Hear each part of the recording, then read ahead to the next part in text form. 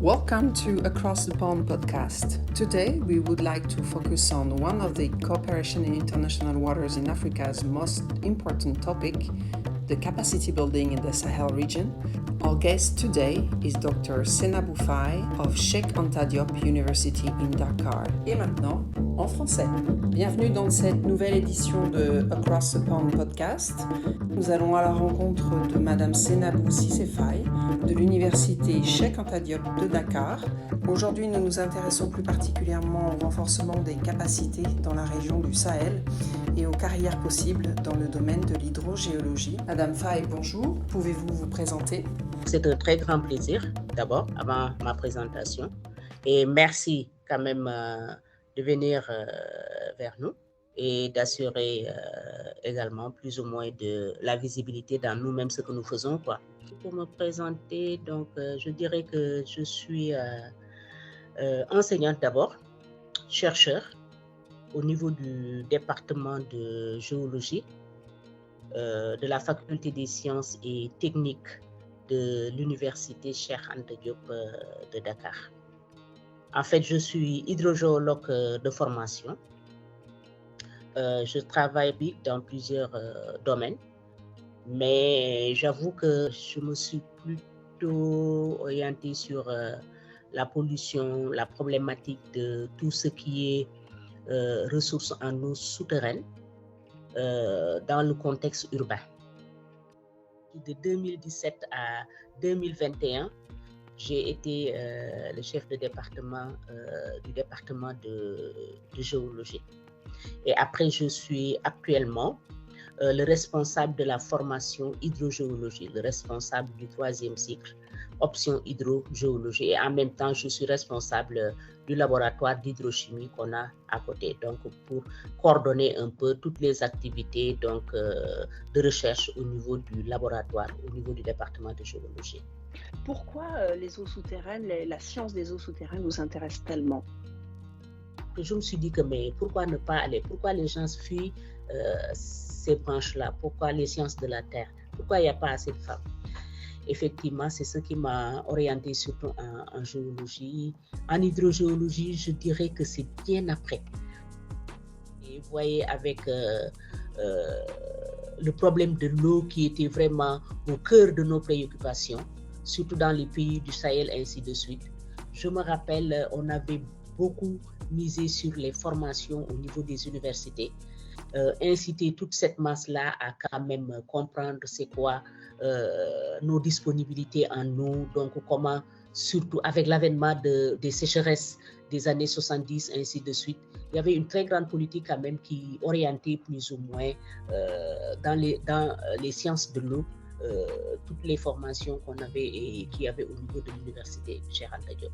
Ce qui a payé d'ailleurs, parce qu'aujourd'hui, depuis 70, c'est ce qui a donné aujourd'hui nos masters et tous ces gens qui sont formés, qu'on retrouve maintenant dans les ministères, qui sont revenus à l'université, qui sont un peu partout dans les organismes, ainsi de suite. Je vais revenir un petit peu en arrière, en février 2022 de cette année. Il y a eu un événement qui a été organisé à Dakar. Comment elle a permis, comment cet événement, cette table ronde autour des eaux souterraines a permis d'identifier les principales lacunes dans la formation de la prochaine génération des spécialistes des eaux souterraines? C'était organisé, je pense, par SIVA et la Banque mondiale. Ils nous avaient conviés, nous, en tant que responsables des formations en hydrogéologie. Donc, dans ces pays du Sahel, c'était le Sénégal, la Mauritanie, le Mali, Niger, Burkina et Tchad. Donc, ces 6 pays, on s'était réunis à Nouakchott pour une semaine. Donc, c'était une rencontre qui a, comme je viens de le dire, regroupé pratiquement tous les responsables des formations dans ce domaine-là, donc en hydrogéologie. Et également, il y avait des partenaires du Nord, des universités du Nord, celui de Paris 6. Ça nous a permis quand même d'échanger entre chercheurs et de voir ce qui se fait du point de vue contenu des programmes. Qu'est-ce qui se fait réellement? Il y en a qui développent plus des modèles, donc c'est de l'hydrodynamisme, la circulation des eaux. Mais par exemple, nous, à Dakar, on est plutôt orienté sur la géochimie, sur la qualité des eaux avec un laboratoire en appui. Donc, vous voyez, donc, dans les contenus des programmes même, on a eu à échanger et voir quels étaient les points forts des uns et des autres, ce qu'il fallait renforcer dans tel ou tel pays. Donc, c'était vraiment fructueux ces discussions. À part le contact, quand même, on a eu à avoir, à lister pratiquement tous les problèmes qu'il y avait dans ces formations, dans les différents pays qui étaient à la rencontre. Et justement, quels ont été, on va peut-être pas parler de tous les résultats, mais quels ont été certains des résultats de la table ronde? Par exemple, quels sont les meilleurs moyens de recruter et de former des spécialistes de haut niveau dans le domaine des eaux souterraines? L'un des résultats, c'était de voir comment mettre en commun pratiquement toutes ces forces et créer ensemble quelque chose qui pourrait être l'offre qui va regrouper pratiquement tous ces pays, parce qu'on a beaucoup de choses en commun.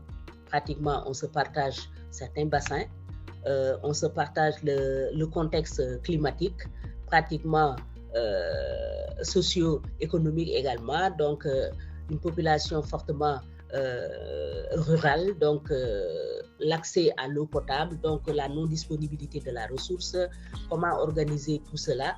Donc vous voyez, on avait beaucoup de traits en commun, ce qui faisait qu'on avait intérêt, on a identifié déjà qu'on avait intérêt à mutualiser tout cela et voir comment aller dans un seul sens et pouvoir faire des programmes fédérateurs, des programmes qui vont nous permettre quand même d'échanger des étudiants, donc que ça soit implanté ici à Dakar, à Niamey, à Bamako, ainsi de suite, qu'importe, mais sous forme d'un master qu'on aura en commun et que les étudiants viendront dans ces différents pays. Et les programmes doivent être vus, donc qui en fait pourront être bénéfiques pour tous les pays et chacun pourra contribuer quand même à la formation dans les sciences de l'eau de ses propres ressortissants. Donc dans le recrutement de ce master, on avait beaucoup discuté, donc comment maintenant essayer d'identifier les meilleurs étudiants, donc donner surtout la chance à tout le monde, donc ne pas prendre les barrières qui peuvent exister actuellement, ceux qui sont plus à l'aise, donc les riches, les pauvres, les femmes, les hommes, ainsi de suite. Donc vous voyez qu'on a débattu sur beaucoup de choses et on s'est bien appesanti sur ces problèmes, surtout qui recruter, à quel niveau recruter, qu'est-ce qui peut être les critères de recrutement pour satisfaire tout simplement toutes ces demandes.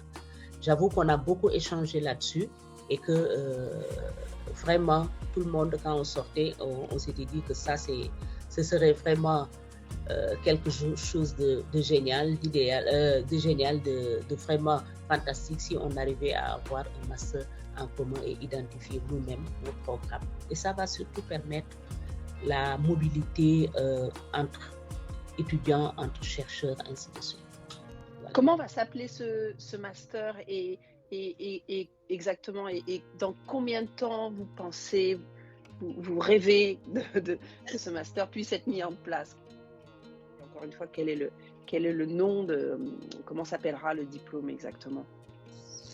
Bon, en fait, là également, on n'a pas donné de nom, mais le contenu, par exemple, on avait réfléchi sur pratiquement, c'est un master qui va regrouper les 6 pays qui étaient là-bas. Donc, c'est le Sahel. C'est un master qui se déroulera.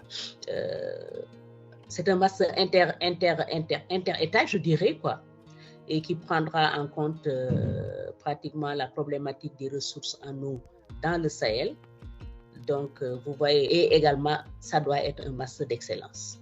Donc, un master d'excellence qui, en fait, tendra plus ou moins à former des gens de qualité, donc qui, après, peuvent, surtout, on s'était orienté à ces gens qui, après le master, peuvent continuer en collaboration avec les universités du Nord dans des thématiques de recherche qui vont aboutir à des thèses à des PhD et surtout œuvrer pour que tout ce potentiel-là puisse retourner dans le domaine du Sahel, donc ce qui pourra inciter déjà les diplômés à revenir parce qu'ils savent déjà ces problématiques qu'on a et qui pourront être très utiles quand ils reviendront dans leur pays.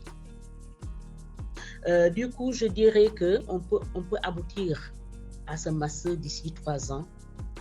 Je dirais d'ici 3 ans. D'ici 3 ans, vraiment, 3 ans, voire même 4 ans, pour un démarrage effectif de cela. Et d'ailleurs, je voulais juste revenir un petit peu sur le rôle de SIWA. Est-ce que vous pouvez commenter sur ce rôle de catalyseur que SIWA joue dans le domaine, notamment tout ce qui est recrutement et formation de la prochaine génération de spécialistes? Effectivement, je pense que SIWA pourra être d'un apport très déterminant dans ce qu'on veut faire.